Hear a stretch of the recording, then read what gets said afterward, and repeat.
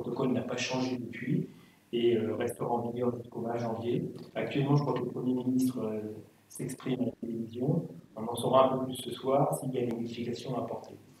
En tout cas, sur le lycée Paul Constant, on a eu depuis le mois de septembre 65 cas positifs et plus de 500 cas contacts. Et les équipes qui ont travaillé en cellule de crise sur cette crise sanitaire ont été très réactives de façon à ce que les élèves testés positifs puissent être très rapidement éloignés de l'établissement ainsi que tous les cas contacts. Et on a fermé 7 classes depuis le 2 novembre. Et le deuxième point, bien sûr, de vigilance, c'est tout ce qui est lié aux attentats, puisqu'il y a eu des attentats dans un collège au mois d'octobre 2020. Et donc, on renforce bien sûr la surveillance aux entrées. En principe, les attroupements sont toujours proscrits devant l'établissement, sur le parvis. Et puis, on a fait un exercice de mise en sûreté départementale. C'était juste avant les vacances, pour justement apprendre à gérer le stress et la panique. Et j'appelle les parents qui sont là à rappeler aux élèves qu'il faut faire ces exercices avec le plus de sérieux possible, puisque ça n'arrive jamais, sauf quand ça arrive. Donc votre enfant est arrivé dans un gros lycée. La plupart venaient de collèges de taille moyenne. Là, on est sur un lycée qui conduit des élèves de la 3e, ce qu'on a des collégiens, jusqu'aux classes préparatoires. On a 1800 élèves, donc c'est un petit peu moins de 1800. Et avec tous les personnels, il y a beaucoup de personnel d'entretien, restauration, éducation, surveillance, documentation, infirmière, santé, sociale. On est une petite ville d'un peu plus de 2000 habitants. Donc on a bien évidemment des règles et des procédures liées à un établissement de cette taille. C'est un lycée donc, qui peut être un peu déstabilisant puisqu'on a 10 grands bâtiments et pour un élève qui arrive, même si les lycéens professionnels sont plutôt dans les ateliers, il y a une période d'adaptation. C'est la raison pour laquelle on avait fait une semaine d'intégration au début de l'année scolaire. Le lycée est engagé dans des projets, dont d'ailleurs la restructuration et la modernisation de ses ateliers.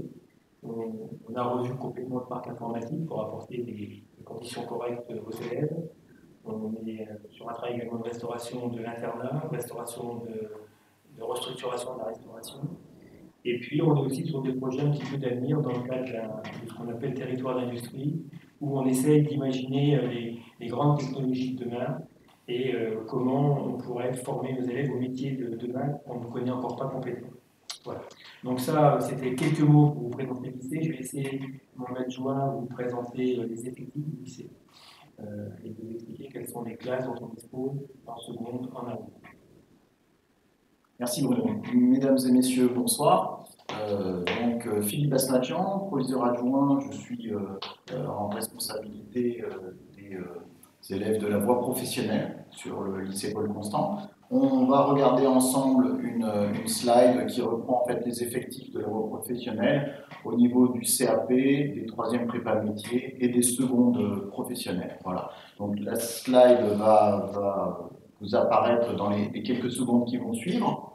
Mais permettez-moi quand même de vous dire que vos enfants qui sont scolarisés dans cette voie professionnelle font partie de voies d'excellence. Il faut absolument avoir une représentation, et cette représentation est cruciale, de cette voie professionnelle parce que les métiers qui sont enseignés au sein de notre établissement sont des métiers qui peuvent paraître parfois anciens, mais je vais prendre par exemple la chaudronnerie. La chaudronnerie aujourd'hui, c'est un métier d'avenir, c'est un métier d'excellence parce qu'en fait, les élèves sont formés pour plus tard travailler par exemple dans l'aéronautique ou sur des projets liés à la conquête de l'espace. Donc, cette représentation du lycée professionnel est vraiment très importante. Et il faut que tous nos élèves aient vraiment conscience de faire partie d'un lycée où on profite pleinement des innovations pédagogiques et technologiques qui sont portées par l'ensemble des enseignants. Donc si on regarde ensemble les effectifs, notre 3e prépa métier, ce sont des collégiens qui vont préparer et présenter le DNB professionnel. Notre division est à 24, c'est le maximum. Nous avons ensuite des élèves en CAP, employés polyvalents de commerce, 13 élèves en seconde. Et puis une autre seconde, maintenance des bâtiments collectifs à 22. En bac professionnel, nous avons 5 secondes, à la fois sur la filière tertiaire et sur la filière industrielle. Donc en tertiaire, des GATL, des mercatiques, des MERC1, et puis sur la filière industrielle, des MELEC, des usineurs et des chaudronniers. Voilà. Donc des divisions avec beaucoup d'élèves, certes, mais le lycée avait mis en place beaucoup de dédoublements qui permettent de prendre en charge chaque élève dans toute sa spécificité. Alors, quels sont les enjeux de la classe de seconde? Alors, déjà, les élèves arrivent au lycée, ce sont en cours des collégiens. Et en 3 ans, on doit les préparer pour affronter un métier et rentrer dans la vie professionnelle. 3 ans, c'est très court. Et en 3 ans, on passe d'adolescents à des adultes qui sont capables de se prendre en charge et qui sont capables d'être responsables. Donc le lycée, c'est déjà avant tout l'apprentissage de l'autonomie et l'apprentissage de la responsabilisation. Alors bien entendu, les élèves qui sont en lycée professionnel ne sont pas là par hasard, puisqu'ils veulent apprendre un métier, ils veulent découvrir le côté concret des métiers. Donc l'enjeu principal sur ces 3 années, surtout sur cette première année, c'est la découverte du métier, la découverte de l'entreprise. Alors, bien évidemment, et on sait que c'est souvent difficile, surtout dans un grand lycée où on a quand même une part d'autonomie qui est souvent difficile à gérer pour un élève qui vient de collège, même si à partir du mois de janvier, on ne reconnaît plus trop un élève de seconde, un élève de première. Je pense qu'un des enjeux principaux, c'est ce qu'on appelle les savoir-être. Pourquoi les savoir-être? Les élèves qui arrivent ici sont destinés, bien sûr, à entrer rapidement dans la vie professionnelle. C'est pour ça qu'ils ont choisi un lycée professionnel. Or, quand ils arriveront en entreprise, il y aura des règles à respecter.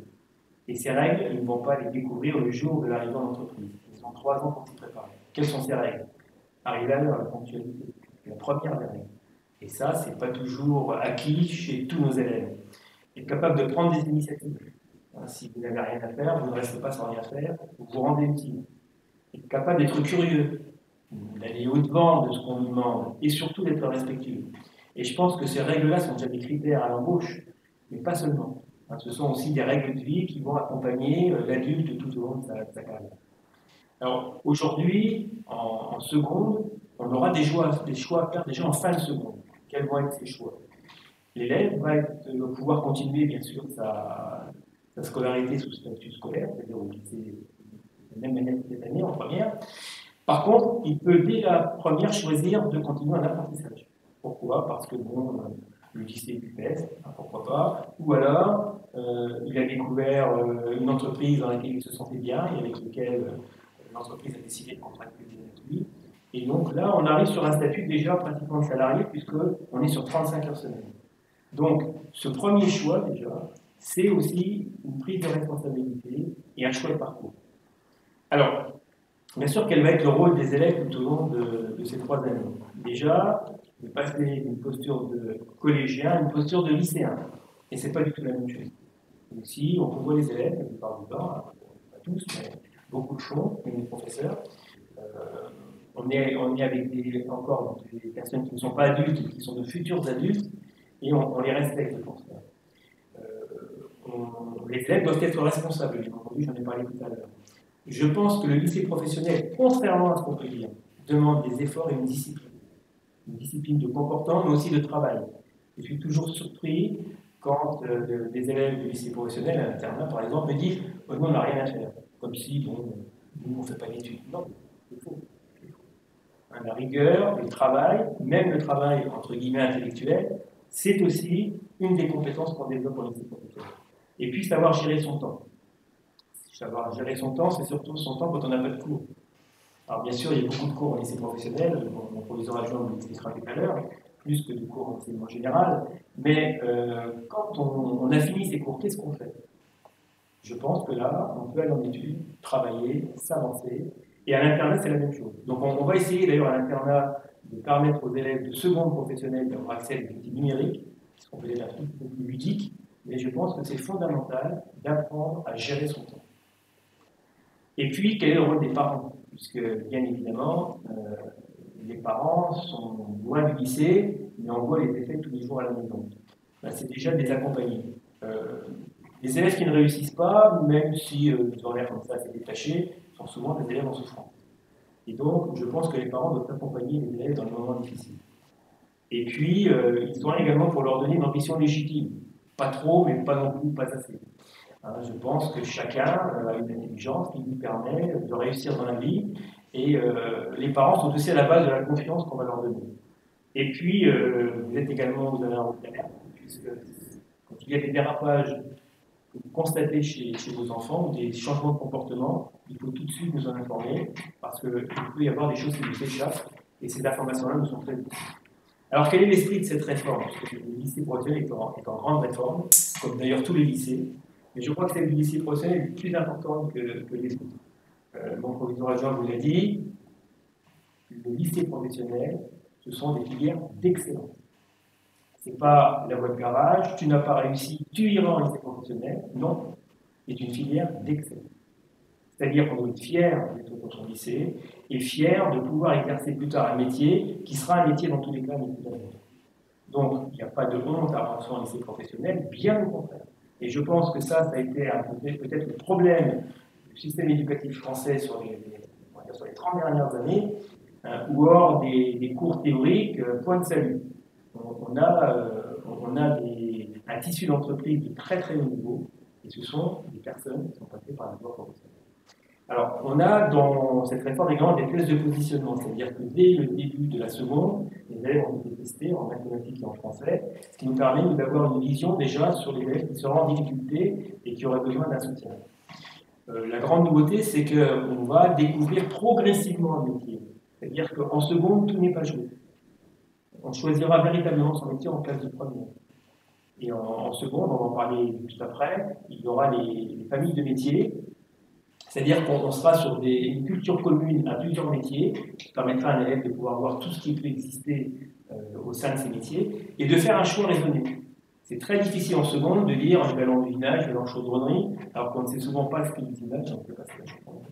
Donc, le travail qu'on fait en seconde, c'est de présenter toute la famille de métiers, des métiers qui sont dans le même domaine, et ensuite permettre à l'élève de pouvoir faire un choix qui correspond. C'est une approche par compétence, c'est-à-dire que l'élève doit savoir ce qu'on attend de lui, et j'irais presque, peut-être pas en seconde parce qu'il découvre ce système, mais en première, être capable de cocher ses compétences et de dire voilà, ça je sais faire, ça je ne sais pas faire. Un élève qui est capable de s'auto-évaluer est un élève qui est déjà en train de réussir. Je ne dis pas qu'il faut être excellent partout, c'est pas ça. Mais par contre, être capable de connaître ses forces et ses faiblesses, c'est déjà une grande force. C'est également des parcours personnalisés. Je dirais presque qu'au lycée professionnel, tout est possible. Exemple, je rentre en CAP, je sais qu'en CAP, je vais le faire en 2 ans. J'ai un bac, je me dis tiens, j'aurais besoin d'un CAP pour parfaire ce que je sais déjà. Mon CAP, je le fais en 6 mois. J'arrive en CAP avec un très très bon niveau. Mon CAP, je le fais en 1 an. J'arrive avec des difficultés, c'est compliqué pour moi. La première année, c'est une année de remise de remise de niveau et de remise en confiance scolaire. Le CAP, je le fais en 3 mois. Et là, c'est possible. C'est possible pourquoi? Parce qu'on a une approche par compétence. C'est également donner du sens aux apprentissages. On sait très bien que souvent, au collège, les élèves partent vers la voie professionnelle parce qu'en français et en maths, ça n'a pas très bien fonctionné. D'ailleurs, on entend beaucoup d'élèves dire moi, je suis nul en maths, je suis nul en français. On est nul nulle part. Par contre, il faut donner du sens au français et aux mathématiques.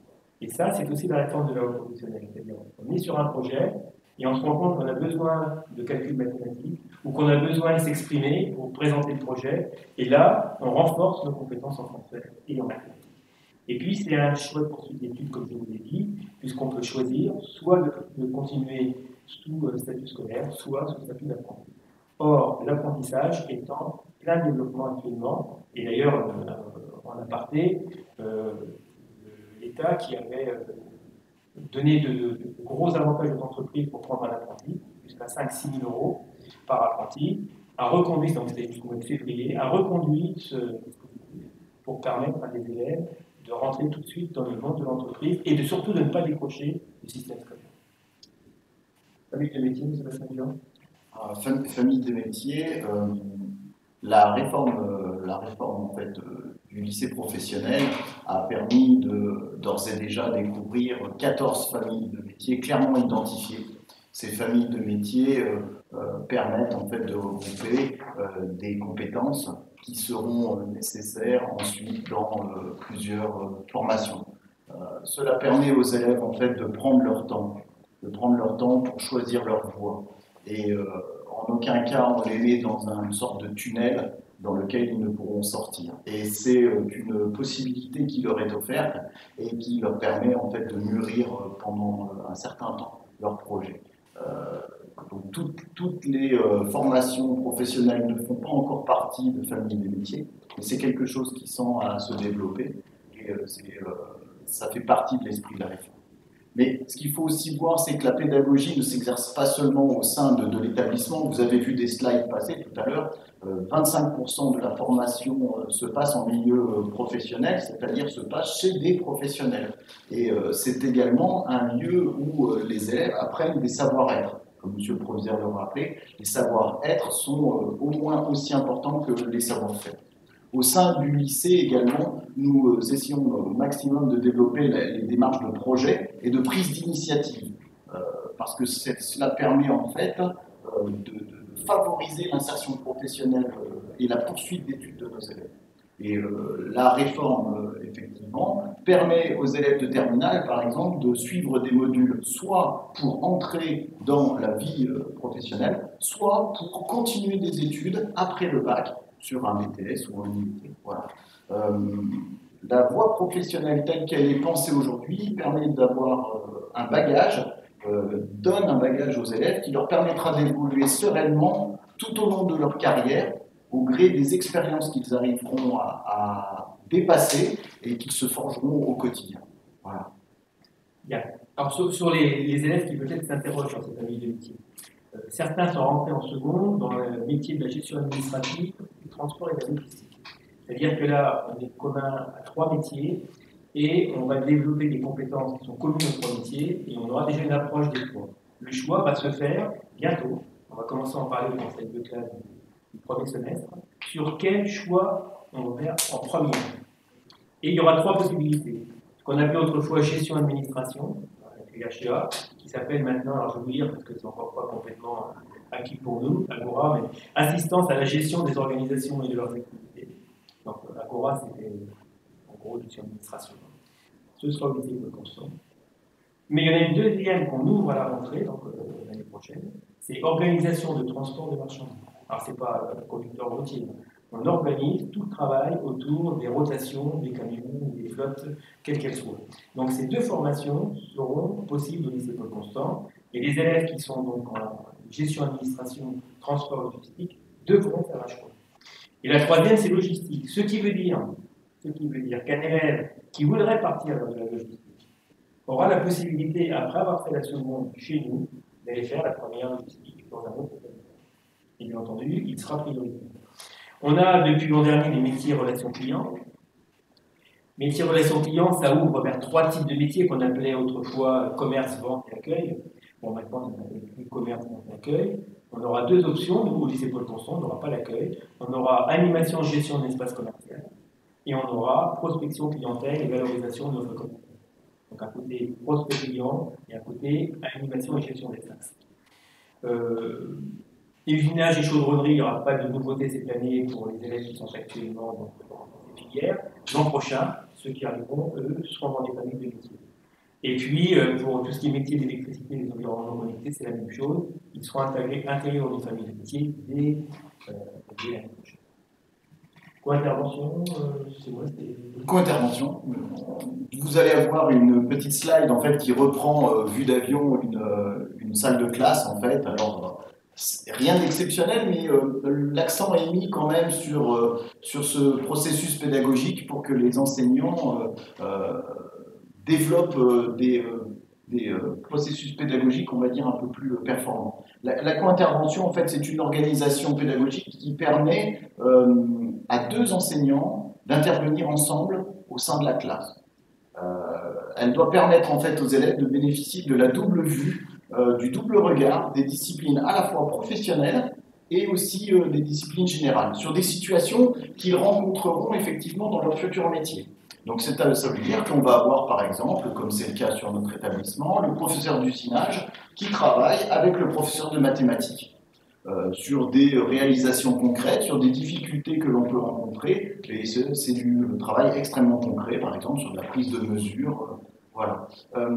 Cette co-intervention, elle permet aux enseignants de travailler en commun, de se rencontrer, de mettre du sens sur les apprentissages, ce qui est vraiment très important pour les élèves parce que cette prise de sens permet d'ancrer en fait les objectifs qui leur sont donnés par la suite. Les enseignants s'appuient à la fois sur les programmes et les référentiels pour atteindre les objectifs qui leur sont demandés. Cette co-intervention permet aussi de mettre en place des situations très professionnelles qui contextualisent pour développer une plus grande analyse de la part de nos élèves. Et ce qui permet aussi de leur apporter un raisonnement, on va dire, à la fois professionnel et à la fois d'enseignement général. On peut passer aussi sur la démarche de projet avec le chef-d'œuvre. Je crois que c'était la suite. Donc, les équipes pédagogiques organisent en fait la réalisation d'un chef-d'œuvre. Cette réalisation de chef-d'œuvre, c'est quelque chose qui est complètement nouveau. Ce sont les équipes qui vont travailler, on va dire, de façon très pluridisciplinaire. Et on va mobiliser à la fois des enseignants, encore une fois, de l'enseignement purement professionnel et de l'enseignement général. On va par exemple avoir un professeur de chaudronnerie, encore une fois c'est le cas sur l'établissement donc c'est facile d'en parler, qui va travailler avec un professeur d'art plastique, un professeur d'histoire et qui vont intervenir en fait à la réalisation, à l'accompagnement de l'élève tout au long de son projet de réalisation de chef-d'œuvre. Donc ce projet de chef-d'œuvre c'est un travail qui est très collaboratif. Il peut être porté par plusieurs élèves ou apprentis, puisque monsieur le proviseur vous a dit qu'on pouvait aussi avoir des apprentis, plusieurs élèves ou apprentis d'une même classe sur une même spécialité, mais aussi entre plusieurs élèves apprentis de spécialités différentes, avec des projets, on va dire, plus globaux, plus ambitieux, avec la participation, par exemple, à des organisations d'événements. On va avoir notamment peut-être sur le côté tertiaire des élèves qui vont préparer un salon de la voiture enseigne.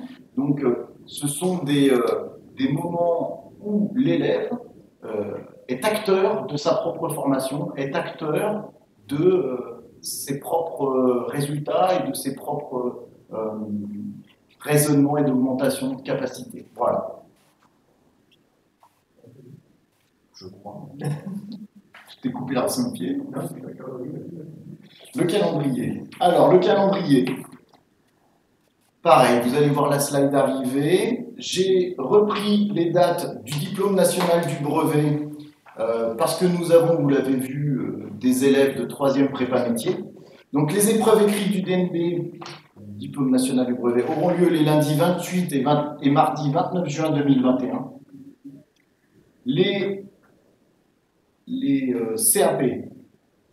CAP auront leurs épreuves écrites les lundis 7 et mardi 8 juin 2021. Et enfin, les bacs professionnels auront lieu, les épreuves écrites, puisqu'ensuite les épreuves seront organisées au sein des établissements, mais les épreuves écrites auront lieu les mercredis 16 juin, du mercredi 16 juin au mercredi 23 juin. Les résultats seront en fait rendus le mardi 6 juillet 2021. Voilà. La slide apparaît, je crois, juste à ce moment, donc vous pourrez l'avoir sous les yeux. Bien. Alors maintenant, donc, que faire après la seconde? Parce que c'est peut-être l'enjeu principal de cette conférence. Il y a 3 choix qui vont s'offrir aux élèves. Le premier choix, c'est pour ceux qui ne se sentent pas bien dans leur filière et pour qu'on évite de les laisser partir du lycée et de les rendre à la vie active, ils sont encore bien trop jeunes. Le premier choix, c'est peut-être de changer de filière. Pourquoi pas? Dans ces cas-là, ce qu'on fait, on repart sur une seconde, dans une autre voie professionnelle qui nous correspond mieux. inutile d'aller dans une filière qui ne nous correspond pas, c'est l'échec assuré. Donc on a encore cette possibilité-là. Ce sera plutôt en seconde qu'en première, et ça reste très exceptionnel. Deuxième cas de figure, la seconde n'a pas correspondu à ce qu'attendait l'élève. Le métier lui plaît, mais pas vraiment la manière dont les cours s'enchaînent, malgré qu'il y ait beaucoup de cours en atelier. Là, je crois que la voie principale, c'est l'apprentissage. Mais l'apprentissage, c'est une démarche de l'élève et de la famille. Il faut trouver une entreprise qui accepte de vous écouter. Et dans tous les cas, nous, on sera là pour vous donner des enseignements généraux. Et si l'élève, ça peut arriver, ne souhaite pas continuer les cours généraux au lycée Paul Constant, il peut trouver d'autres solutions. Et là encore, on l'accompagnera. Et puis la troisième voie, qui est, je dirais, la plus classique, voire la plus naturelle, c'est de rester au lycée et de continuer en première terminale. Donc là, on change d'approche. On est sur un cycle terminal en 2 ans. Cycle terminal qui va vous conduire à un baccalauréat. 2 ans pour conduire au baccalauréat. Donc la seconde, on est dans une famille de métiers. Première, on fait déjà souvent un choix de métier particulier et on rentre sur un cycle en 2 ans où là, on va être titulaire de baccalauréat. Et là commence déjà le choix de parcours. Il y a 2 choix de parcours en réalité. Le premier, c'est de dire voilà, moi je suis décidé, je rentrerai dans un métier. Ceux qui d'ailleurs sont très pressés peuvent rentrer en première, mais aussi en terminale en apprentissage. Ceux qui veulent aller jusqu'au bout, ils rentreront en première. Mais là, c'est un choix assumé. On vous accompagnera, bien entendu, avec des périodes de formation professionnelle en entreprise de plus en plus longues, mais en même temps avec des modules pour vous préparer au monde de l'entreprise, voire au monde de ce qu'on appelle l'entrepreneuriat. Et on peut avoir des jeunes qui très rapidement vont vouloir créer leur entreprise. C'est fort possible. Et puis il y en a d'autres qui vont prendre goût aux études, qui vont prendre goût aux matières qu'ils auront découvertes. Ceux-là pourront continuer encore, après le baccalauréat, sur un diplôme d'études supérieures en 2 ans, BTS, brevet technique supérieur. On a ici nous 7 BTS, en tertiaire qu'on a industriel. Et donc là, c'est une voie d'excellence pour les élèves qui veulent continuer leurs études, puisqu'en BTS, on accueille aujourd'hui un bachelier professionnel sur 2. Et les places de BTS sont réservées aussi à 50% aux élèves de Bac Pro. Donc, quand je disais que la voie professionnelle est une filière d'excellence, elle ouvre maintenant des portes vers l'enseignement supérieur, ce qui n'était pas vrai il y a 10 ans. Donc, ce choix-là, je dirais presque qu'on peut déjà commencer à y penser en seconde. En seconde, on commence à réfléchir, bien sûr, quel métier je vais choisir, quelle famille de métiers, enfin, quel métier je vais choisir en première, apprentissage ou statut scolaire, mais on peut aussi aller plus loin et dire, voilà, moi je pense qu'il est possible que je parte vers un BTS et que j'aille vers un bac plus 2. On a des élèves qui passent par la voie professionnelle, qui se retrouvent ingénieurs. Ils ont fait le BTS, ils ont fait l'appétit, ils sont repartis dans une licence professionnelle très rare, de très haut niveau, et ils sont repartis sur des études encore à master première année, deuxième année, et ils se retrouvent ingénieurs. D'autres le font avec un effet différé. Ils rentrent dans le monde de l'entreprise avec un BTS, voire avec un bac. Et puis après, ils reprennent des cours, ils reviennent parfois dans des années d'enseignement supérieur, et ils construisent leur parcours comme ça. On est bien sur des notions de parcours. Il n'y a pas de règle établie en orientation. Chacun fait en fonction de sa personnalité et en fonction de ses choix. Donc, je pense que là, et c'est peut-être un peu une des conclusions, en lycée, on ne se laisse plus bercer et on ne suit plus les filières de manière mécanique, on fait des choix. Et ces choix, on les assume. Donc là, on commence un petit peu à grandir et on se rapproche de la vraie vie, c'est-à-dire le monde du travail. Donc, ce parcours se construit. Alors, un mot pour terminer et pour conclure. Je voudrais attirer votre attention sur quelque chose qui concerne les classes de seconde cette année, c'est le service national universel. Ça a été mis en place il y a 2 ans, ça a été mis en place, à vrai dire, l'an dernier. Avec la crise sanitaire, ça n'a pas pu avoir lieu. Donc, ce service national universel, ça peut se dérouler en 3 parties. La première, et c'est celle qu'on va proposer cette année aux élèves du lycée Paul Constant, il y aura 10 places, ce qu'on appelle un stage de cohésion. Ça dure 12 jours, ce sera du 21 juin au 2 juillet 2021, il sera lieu dans un autre département de la région. qui ne sera donc pas dans la vie. Et là, vous aurez des activités qui vous seront proposées et vous devrez choisir une activité.